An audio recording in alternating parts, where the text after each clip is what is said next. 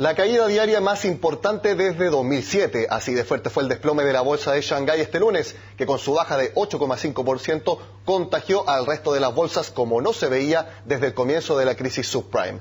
De hecho, el concepto Black Monday o lunes negro fue tendencia mundial en Twitter durante gran parte del día, lo que refleja que los distintos efectos se sintieron en todo el planeta y no solo para los inversionistas. Queremos dedicar la agenda de este lunes a entender las razones de este fenómeno y por eso nos acompañan Manuel Bengolea, gerente general de Octogon. Manuel, muchas gracias por estar con nosotros. Gracias a usted por convidarme. Y también nos acompaña Claudio González, director de inversiones de GH Capital. Claudio, muchas gracias también por acompañarnos. Gracias, Nicolás. Estimados, bueno, me parece que hubo en algunos momentos pánico, en algún momento algo de calma, después volvió a haber temor. Lo primero es, ¿cómo sintieron ustedes este día tan particular? Porque la bolsa de Shanghái había caído fuerte otros días, no como este lunes, pero el efecto en cadena que se produjo hoy no se había visto en la otra jornada. Manuel, ¿cómo lo viste tú desde las primeras horas de este lunes? Mal, uno siempre ve mal las caídas, sobre todo cuando se extienden a mercados más importantes como los mercados desarrollados, Japón, que también cayó bastante, Europa y Estados Unidos, que está cayendo hasta ahora. Ahora, estos fenómenos no son causados por un evento. Yo creo que el tema de la bolsa de Shanghái es un tema muy repetitivo. Se vienen viendo señales de debilidad hace mucho rato y esto fue otra mala noticia que se une a las ya muchas malas noticias y a los muchos esfuerzos que ha hecho el gobierno chino por mantener a la economía andando a buen ritmo y no lo ha logrado. Entonces empieza a haber desesperanza dentro de los inversionistas porque las recetas que hay que tomar no se toman y se eligen como las cosas fáciles y inclusive hasta mediáticas, ¿no es cierto? Permitir que los fondos de pensiones entren en las acciones y la verdad que esas son soluciones de corto plazo, no de largo plazo, y lo que esa bolsa necesita o ese país necesita, China, son más soluciones a largo plazo.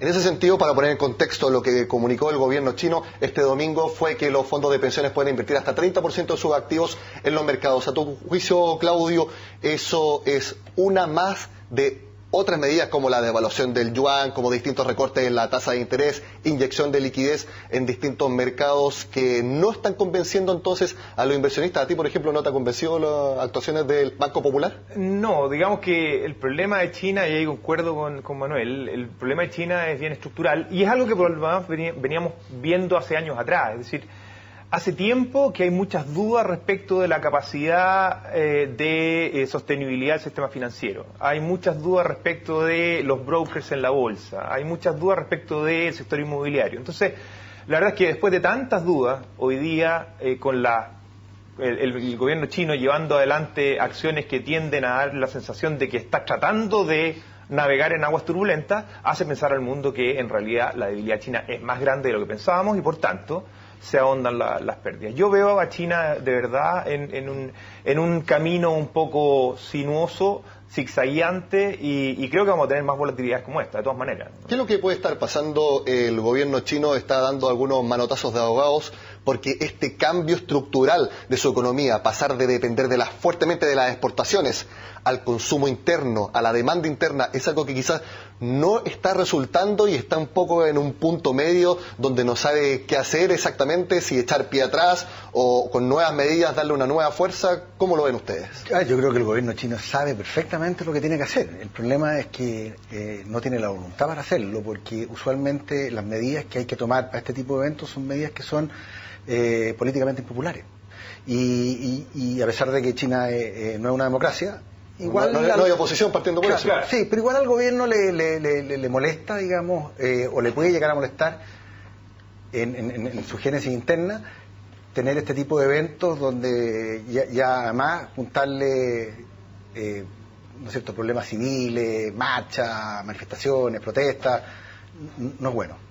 Ahora quisiera, para también darle contexto a todas las personas que nos están viendo en sus casas, que quizás no vieron todo lo que pasó durante el día, para que veamos cómo cerraron las bolsas de Asia y también de Europa. Partamos por Asia. Lógicamente vamos por un uso horario, que son las primeras que cerraron en el día. Shanghái, como les decíamos, cayendo 8,5%. El Shenzhen, que es la segunda más importante de China, 7,7%, bastante parecido a Shanghái. Hang Seng de Hong Kong ahí tiene la particularidad que las empresas emiten acciones tanto en Shanghái por una serie y otra serie en Hong Kong, cayendo 4,9%, Tokio cayendo 4,61% y el Kospi de Corea del Sur 2,47%. Ahora, estos números fueron importantes que se trasladaron casi con el uso horario a lo que pasó en Europa. Vamos a ver cómo cerraron entonces las plazas del viejo continente. Ahí vemos el FTSE 100 de Londres cayendo 4,67, el DAX de Frankfurt 4,7, también muy parecido a la plaza londinense. El CAC de París, que en algún momento estuvo cayendo más de 7%, bueno, cerró bastante fuerte, 5,5 en baja, y bastante similar a lo que pasó en Madrid. Claudio, tú eres experto en análisis de bolsas, quisiera preguntarte, ¿estos son caídas justificadas o sobrereacción de los mercados? Por valoración, definitivamente, yo creo que aquí hay una sobrereacción. En general, los resultados corporativos en Estados Unidos estuvieron relativamente bien y uno ya ha visto que ha empezado a ajustarse muy fuertemente la bolsa, tanto el Standard & Poor's como el Nasdaq, más allá de los niveles que soportan los resultados corporativos. En Europa también uno ve cierta fortaleza relativa en algunas empresas y la verdad es que las bolsas tienden a caer más allá de lo razonable. Entonces, creo que en el mundo hay una percepción de riesgo que tal vez está sobredimensionada, fundamentalmente porque no sabemos lo que pasa en China. Y ahí yo discrepo un poco, Manuel, en el sentido de que el gobierno chino sepa exactamente, si bien tiene muchas variables controladas y, por ejemplo, tiene un gran nivel de reservas con las cuales puede hacer mucho gasto público, puede llevar adelante inversiones, pero la verdad es que no creo que tiene capacidad de prever exactamente los daños que hay en el sistema financiero y los daños que hay en el sector inmobiliario, que parecen ser brutales y más grandes de lo que todos podemos prever. Y ahí el mundo está la verdad es que muy asustado, y que hacen estas sobrereacciones que me parece que van más allá de lo razonable. O sea, a mí, Manuel, por lo menos con lo que sucedió hoy día, siempre se habla que China no está tan integrado financieramente al mundo como debiera estarlo quizá, por lo que pasó hoy día. A mí me parece que está suficientemente integrado como para contagiar al resto del mundo. Sí, lo que pasa es que, a ver, lo que estás viendo hoy día se llama, es riesgo financiero, es como una capitulación. Y aquí no hay que confundir pánico con incertidumbre. En China hay incertidumbre, eso está fuera de cualquier contexto. El problema, ¿no es cierto? Y aquí lo que habría que responderse es ¿qué pasa con los mercados desarrollados? Estados Unidos, Europa, Japón. ¿Qué tan dependientes China son desde el punto de vista netamente económico como para ver si se pueden o no ver afectados? Y cuando uno saca la cuenta que en el caso de Estados Unidos ellos exportan un 3% de su producción a China, la verdad que China para Estados Unidos es súper poco significativo. Por lo tanto, ¿por qué este ajuste en las bolsas que vemos, que en eso yo coincido con Claudio, digamos, en que las valorizaciones están relativamente bien, dadas las utilidades que tienen las empresas? Entonces, uno debiese, ¿no es cierto?, decir, pero en los mercados desarrollados no debiese pasar lo que está pasando. Pero la verdad es que los riesgos financieros son eso, se contaminan y se transmiten, y aquí es donde uno, ¿no es cierto?, necesita un poco que la autoridad o alguien traiga la calma, porque esto, lo que estamos viendo hoy día, yo diría que es mucho más importante o mucho más un problema de contención que un problema de riesgo per se, o sea, de incertidumbre. Esto es susto, que es diferente a incertidumbre, como digo. Bueno, yo al igual que ustedes estuve revisando portales de noticias, Bloomberg, distintas agencias, no escuché ni leí a ninguna autoridad, por ejemplo, de China llamando a la calma en los mercados o en Europa, ni tampoco en Estados Unidos. Simplemente una que otra alerta que decía que si el Standard & Poor's de Wall Street, la caída superaba los 7%, se paralizaba la bolsa. Más allá de eso, yo no veía ninguna autoridad llamando a la calma. No, las autoridades son bien cautas en eso.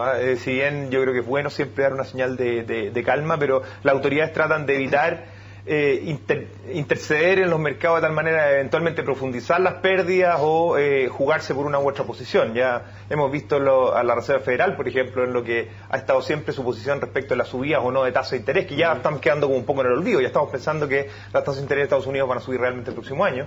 Pero ha sido siempre bien cauta de dar una señal muy potente, porque los mercados sobre reaccionan fuertemente a esto. La bolsa es un termómetro finalmente. Es un termómetro que se trata de anticipar a lo que podría ser el futuro de corto plazo. Claudio, tú hablas de la tasa de Estados Unidos. ¿Esta volatilidad que vimos hoy día puede dar una incertidumbre tal que sí, podría ser una razón más para que la Fed en verdad no suba la tasa en septiembre, sino que la aplace para el próximo año? Es que la Fed de subir las tasas, en el fondo va a estar haciendo un camino contrario al que los mercados están hoy día, en este momento internalizando. Las tasas están bajando en Estados Unidos hoy día. Hace ya una semana que las tasas realmente están bajando en Estados Unidos, me refiero a la tasa de 10 años. Hoy día llegó por debajo del 2% incluso, habiendo estado en 2,3% más o menos hace un tiempo. Entonces, si la Fed da la señal contraria, puede producir eventualmente un freno de actividad que pudiera dar una señal como equívoca respecto de lo que realmente quiere en largo plazo. Yo creo que la Fed efectivamente podría aplazar la subida y por la simple razón de que cuando uno mira indicadores, por ejemplo, la diferencia entre el Tesoro a 3 meses y la tasa a la cual los bancos están prestando, esa subió bastante hoy día, que es señal de riesgo. Y cuando digo bastante, subió bastante. Sí. Por lo tanto, con ese dato la Fed debiese decir, mejor abstengámonos, pero tiene que ser muy cautelosa la Fed en cómo transmite ese mensaje. Porque cuando yo dije que la autoridad tenía que contener, una forma de contener es no meterse, dejar que los mercados funcionen y la Fed actuar como prestamista de última instancia, que es su rol en este tipo de condiciones. Por lo tanto, va a tener que ser súper cautelosa si no sube la tasa en cuál es el mensaje que viene después de eso, para calmar a los mercados. Yo creo que aquí lo que estamos viendo es mucho ruido, bastante pánico y va a pasar. Esta es la primera ola del tsunami, probablemente vengan 2 o 3 más y después ya se van a sentar los mercados, el inversionista va a ver cuál es la economía que va a seguir bien, cuál es la economía que va a seguir mal, y ahí va a tomar sus decisiones y va a asignar sus activos dependiendo del riesgo que quiera asumir. Hay mucho de animal spirit, como dice la teoría keynesiana. Mucho. Sí, bueno, pero esto sí pasó en el mundo, también tuvo efectos en Chile, los estaremos abordando a la vuelta de esta pausa acá en este especial de Agenda Económica. Seguimos en este especial de Agenda Económica con el llamado Black Monday, lunes negro, conceptos que se manejaron hoy día después del descalabro que pasó en la bolsa de Shanghái, que lógicamente también tuvo efectos en Chile. Primero que todo, la caída del cobre 3,13%, llegando a nuevos mínimos en los últimos 6 años en $2,21 la libra, y también el alza del dólar, que en algunos momentos estuvo en 708 pesos, pero luego cerró en 701. Manuel, ¿cómo viste tú estos dos parámetros, que son los que más le importa a la autoridad chilena, al menos en términos fiscales? Absolutamente. Mira, el tema del cobre no es ninguna noticia, venía cayendo hace harto rato y se venía ajustando en forma significativa de principios de año. Por lo tanto, en la medida que el dólar baje, el peso o el dólar sube, es una variable espejo en ese sentido, inverso, pero espejo. Ahora, que el dólar llegara a 708 pesos no era mucha noticia, si uno miraba hoy día en la mañana qué había pasado con el dólar australiano, que es una moneda commodity también, o moneda bien básico, tal cual es la chilena, amanecimos con un 1,35% de devaluación, de pérdida de valor. Por lo tanto, esperar que el dólar llegara a 708 pesos no era nada nuevo. Ahora, encima ya el viernes que ya había subido 10 pesos acá en el mercado local. Es un problema para la autoridad. El problema grave para la autoridad es que con este precio del cobre, Codelco produce cero y puede inclusive producir pérdidas. Por lo tanto, todos los planes de gasto que estaban basados a aportes que iba a hacer Codelco en el futuro, hay que reorientarlo y tener en cuenta que probablemente esos aportes sean cero y probablemente, altamente probable también sean negativos. Ahora, algo de eso dijo Rodrigo Valdés este lunes a la salida del comité político, donde mencionaba el tema del déficit fiscal, que ellos proyectaron en 3 puntos del PIB. No sé si ahora estarán viendo si esos cálculos se quedaron un poco cortos y puede ser un poco más. Sí, creo que hay que revisar eso, definitivamente, y ahí concuerdo con Manuel. Definitivamente lo que vamos a tener es un cobre que todavía se puede venir un poco más abajo. Estamos en 2.21, pero perfectamente podríamos pensar que vamos a llegar a $2 la libra, y por qué no pensar que pasamos por debajo de los $2 la libra. Y eso va a traer como consecuencia que muchas de las divisiones de Codelco, por decirlo más derechamente, van a trabajar a pérdida, definitivamente. Entonces el aporte fiscal se va a reducir tremendamente y la disminución de valor que viene por el lado de la depreciación de la moneda, la caída de los ingresos reales de las personas, puede producir también una disminución de gasto que se traduzca en menos IVA. O sea, aquí hay un problema en ciernes para la autoridad de la cual tiene que preocuparse. Yo creo que los dichos de estamos bien preparados para enfrentar estas situaciones me hacen acordarme de otros ministros de Hacienda en el pasado que dijeron lo mismo, y en esas situaciones estamos blindados y en esas situaciones no lo estábamos. Yo creo que no hay que engañar a la gente diciendo que estamos muy bien preparados, porque somos muy volubles ante las vaivenes del cobre. Bueno, tú estás citando a Rodrigo Valdés. Escuchemos precisamente las palabras del ministro de Hacienda cuando a la salida del comité político les preguntaron por toda esta turbulencia que se vivió este lunes. Escuchemos entonces al encargado de la billetera fiscal. Quiero decir que esto obviamente es un viento en contra para la economía, pero quiero decir también que Chile es un país que está muy bien preparado para esto. Chile es un país que tiene una economía sana, sin déficit externo, tiene un mercado financiero muy sólido, tiene también una institucionalidad que permite que el tipo de cambio se mueva, y gracias a eso la economía se adapta a estas nuevas condiciones.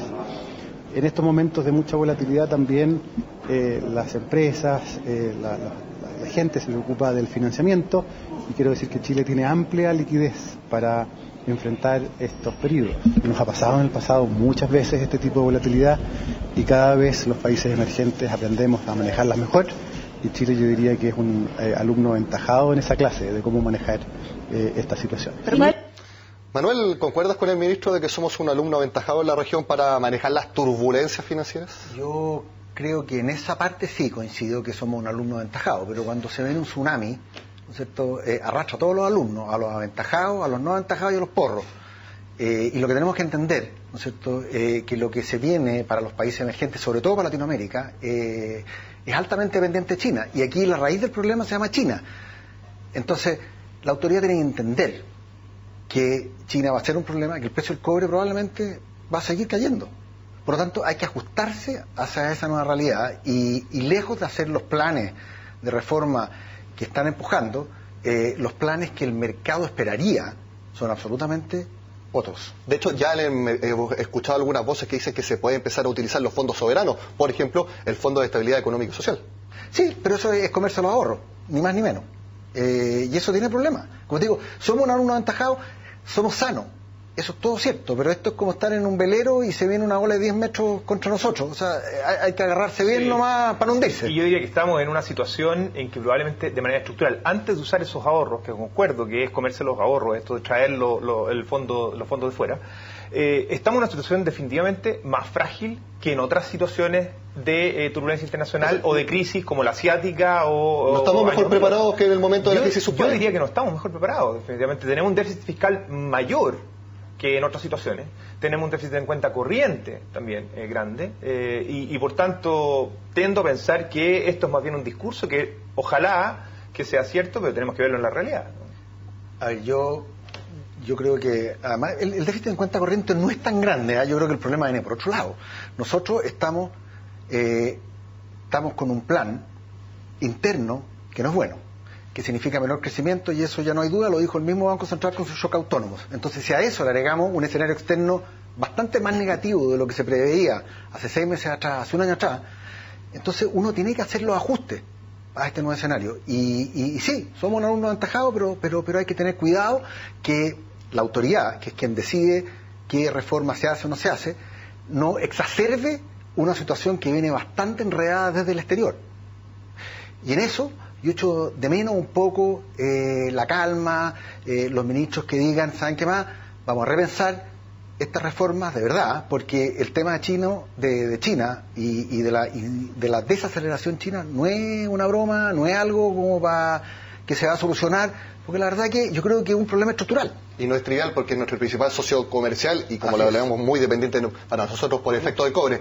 Manuel y Claudio, ustedes dos trabajan en asesores para inversionistas. Precisamente, con todo lo que ha pasado hoy día, ¿cuáles son las recomendaciones para las personas para que no tomen decisiones apresuradas? De eso estaremos hablando a la vuelta de esta pausa acá en este especial de Agenda Económica. Volvemos a Agenda Económica. Claudio, Manuel, lo conversábamos antes de ir a la pausa. Ustedes recibieron llamados bastante temprano de sus clientes respecto a qué hacer en medio de esta turbulencia que se vivió el lunes. Claudio, ¿qué hablaron con sus clientes? ¿Cuál es la recomendación para las personas también que son inversionistas y que no pueden estar viendo? Bueno, era todo tan efecto escala, era todo tan rojo que la verdad es que aquí la única recomendación, y creo que es lo que vale la pena hacer, si los perfiles de los clientes son de un horizonte un poco más largo, hay que aguantar el chaparrón. Esto va a ser sin duda que 1 o 2 días más, y probablemente después hay un piso técnico desde el cual rebota. Entonces, el problema de salir hoy día es que tú no sabes el momento de entrar y probablemente cuando decidas entrar va a ser un momento inadecuado, vas a perder tanto por haber salido perdiendo como por entrar en precios más altos y finalmente eso no paga. Entonces creo que hay que mantenerse con mirada más de largo plazo, definitivamente. Nosotros conversamos en la mañana temprano, Manuel, ustedes tenían bastante trabajo en Octogón desde bien temprano. Sí, a ver, lo que pasa es que la pregunta que tiene que hacerse acá, de partida tiene que contener al cliente. O sea, uno tiene que evitar tomar decisiones apresuradas porque usualmente conducen a errores. De contención, o sea, más de psicólogo que de asesor financiero. Absolutamente, si aquí los fundamentos valen poco, hay que contener. ¿Y qué es lo que es contener? Básicamente decirle, mira, ¿cuál era tu objetivo financiero al iniciar tu estrategia de inversión? Era esto, otro. Bueno, si todo eso se cumple, entonces quédate tranquilo, aguantemos el chaparrón, como dice Claudio, y vamos a seguir adelante. Ahora, lo que pasa es que lo que uno no debió haber hecho, ¿no es cierto?, hace ya un buen tiempo, era haber tenido a los clientes en mercado emergente. Por dos razones. La primera de ellas era porque las perspectivas de los mercados emergentes vienen malas hace mucho tiempo. China y Brasil son dos ejemplos China, claros. Brasil, sí. Rusia, el que tú quieras. O sea, de hecho hay 3 países que se salvan, a mi entender: India, México y Filipinas, en todo el mundo emergente. Eso es un tema. El segundo tema, nosotros como chilenos ya tenemos suficiente riesgo latino. Entonces, ¿para qué agregarle con las inversiones financieras más riesgo latino todavía? No tiene sentido.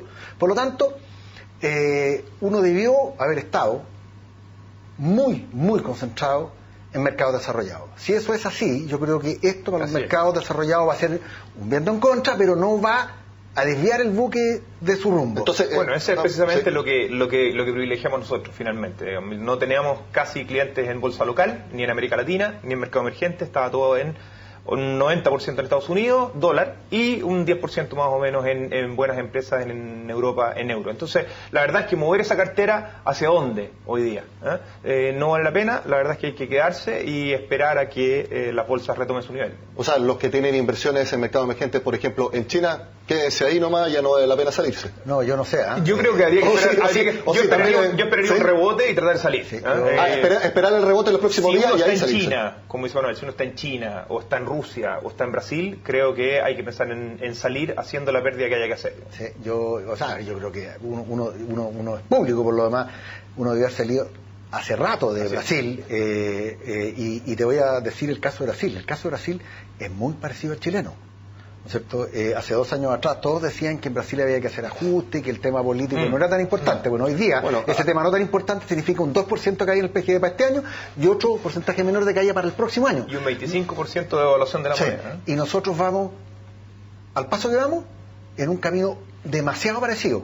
Así que, por eso te decía yo, el llamado a la autoridad es, veamos lo que hizo Brasil para que nosotros no cometamos el mismo error. Ahora, nos queda poco tiempo de este especial de Agenda Económica. ¿Qué es lo que creen que va a pasar durante la semana? ¿Podríamos seguir? No creo que con este nivel de desplome, pero podría haber un efecto rebote y esperando hasta la próxima anuncio, hasta la próxima decisión que tome la autoridad de China. ¿Cuál es lo que nosotros podemos esperar en los próximos días? Yo hice un análisis gráfico rápido, digamos, de tendencia más de largo plazo, y la verdad es que hay ciertos niveles de resistencias ahí por ahí. Diría yo, los 3.600, 700 puntos en el Nasdaq y 1.850 puntos en el Standard & Poor's. O sea, se puede perder un 2% más, un 3% más todavía, pero después debería ir al alza. Estoy hablando desde el 2009 hasta hoy día. Sí. O sea, si uno hace una serie larga, la verdad es que estas caídas son bastante importantes en esa serie larga como para justificar que le queda muy poquito espacio para bajar y volver al alza. Yo creo que la peor decisión, como te digo yo, es salir a tomar decisiones ahora. Yo te diría honestamente que la única decisión que tomaría, si tengo caja, probablemente aprovecharía de comprar un poco. Porque lo que cualquier persona te dice, cualquier entendido te dice, compre en los momentos de baja y venda, si es que tiene que vender, en los momentos de alza. Y para algunos que están preguntándose, los que tienen dólares, ¿vendo porque ya llegó al límite o aguántese porque va a seguir subiendo? No, a ver, China va a seguir andando mal, el precio del cobre probablemente siga subiendo, por lo tanto el dólar va a seguir subiendo. Si es cosa mirar un gráfico dólar versus precio del cobre, son en tándem andan. Yo esperaba 705 y rompiendo 705 ya, la verdad es que creo que 715 o 20 es posible, efectivamente. Bastante claro, entonces, que tenga que comprar dólares, hágalo al tiro, no lo haga mañana, y el que los tenga, bueno, aguántese para hacer una ganancia, quizás si los tiene que vender más adelante. Manuel Bengolea, Claudio González, muchas gracias por estar en este especial de Agenda Económica. Gracias a ti, Nico, por convidarnos. Bueno, y con este análisis del llamado Black Monday, lunes negro, de las bolsas por todo lo que pasó en Shanghái, terminamos la agenda de este lunes, como siempre. Los invito a que sigan con nosotros acá en CNN Chile.